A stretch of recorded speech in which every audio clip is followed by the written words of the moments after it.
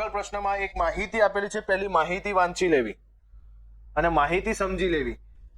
પહેલા સૂચના વાંચવી. કોઈ પણ પ્રશ્ન પેપર હોય કે પુસ્તક હોય, પુસ્તકમાં સૌથી પહેલા ઉપરની સૂચના વાંચવી, વિગતના આધારે જવાબ આપો. આપણને આ વિગત આપેલી છે, એમાં 2 ખાના આપેલા છે. 2 ખાનામાં સૌથી પહેલા વાંચી લો. અહીંયા દિવસ અને અહીંયા છે રમત. અહીંયા બધા દિવસો છે. કયા દિવસથી? સોમવાર, મંગળવાર, બુધવાર, ગુરુવાર, શુક્રવાર, શનિવાર અને રવિવાર.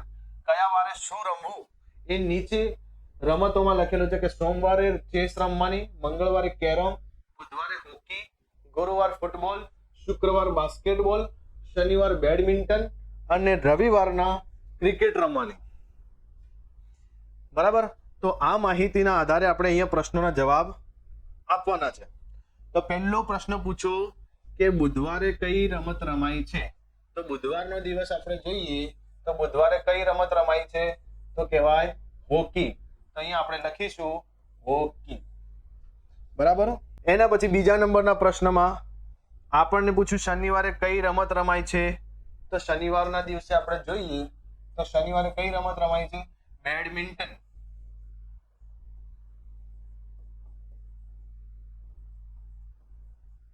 એ લખવાનું બેડમિન્ટન. બરાબર.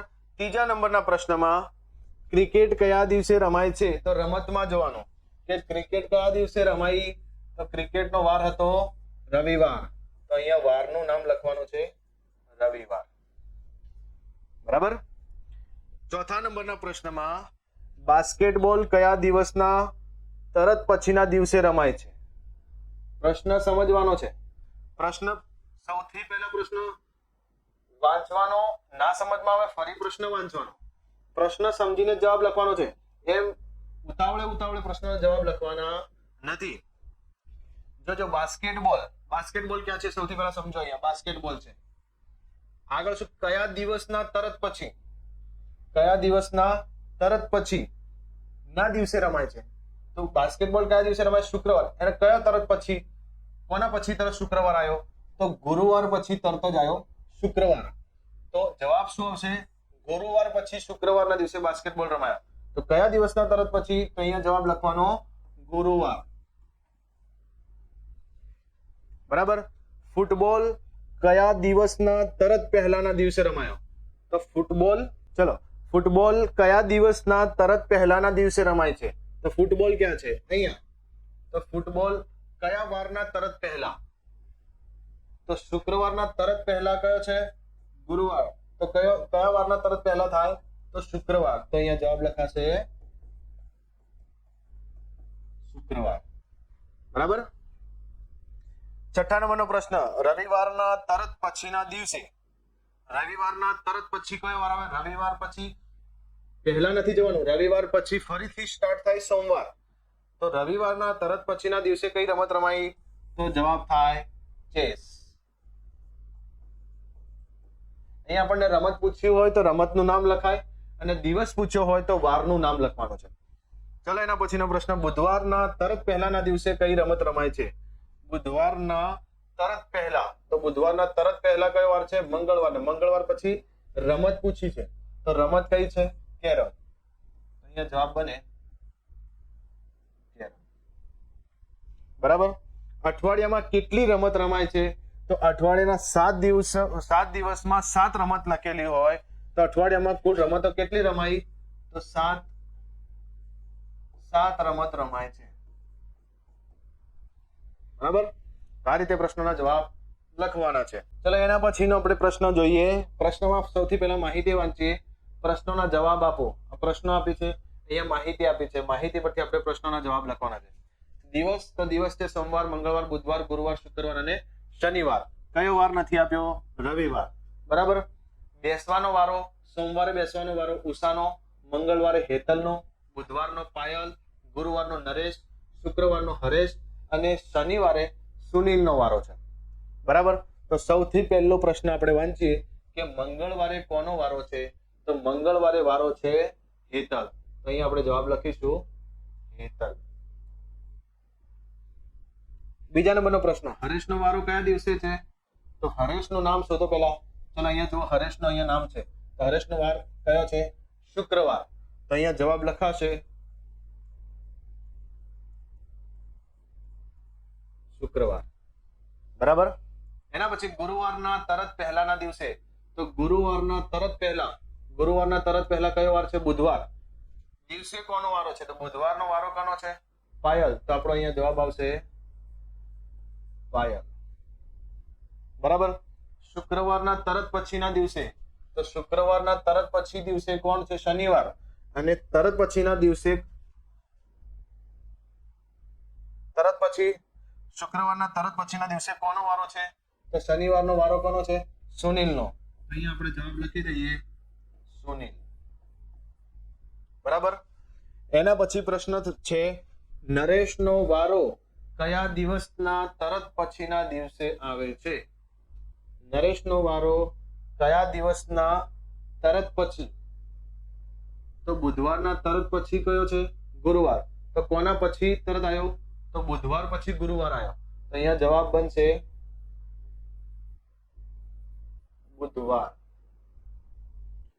ઉષાનો વારો, 6 નંબરનો પ્રશ્ન, ઉષાનો વારો કયા દિવસના તરત પહેલાના દિવસે આવે છે? ચલો ઉષાનો વારો જોઈએ. અહીંયા શું કીધું? કયા દિવસના તરત પહેલા?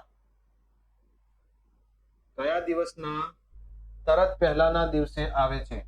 તો કયા દિવસના તરત પહેલા? તો મંગળવારના તરત પહેલા. મંગળવારના તરત પહેલા. તો જવાબ અહીંયા આવશે મંગળવાર. અહીંયા બે પ્રશ્નો બહુ અટપટા છે, ધ્યાનથી સમજવાના છે. નરેશનો વારો કયા દિવસ તરત પછી આવ્યો? તો બુધવાર પછી ગુરુવાર, બરાબર. તો જવાબ અહીંયા બનશે બુધવાર. અને ઉષાના વારાનું પૂછ્યો તરત પહેલા, તો કયા દિવસના તરત પહેલા? તો મંગળવારના પહેલા કોણ છે? તરતના પહેલા મંગળવાર પહેલા સોમવાર. તો જવાબ અહીંયા બનશે મંગળવાર. ચલો આપણે આગળના પ્રશ્નમાં આગળ વધીએ. સૌથી પહેલા માહિતી વાંચીએ.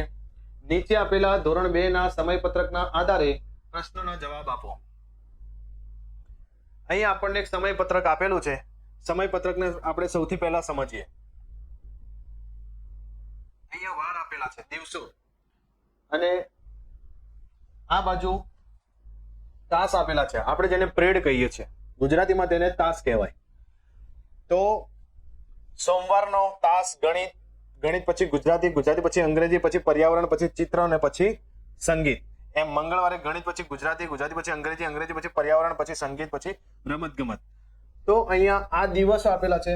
સોમવારના તાસ 6, મંગળવારના 6, બુધવારના 6, ગુરુવારના 6, શુક્રવારના 6 અને શનિવારના 6 આપેલા.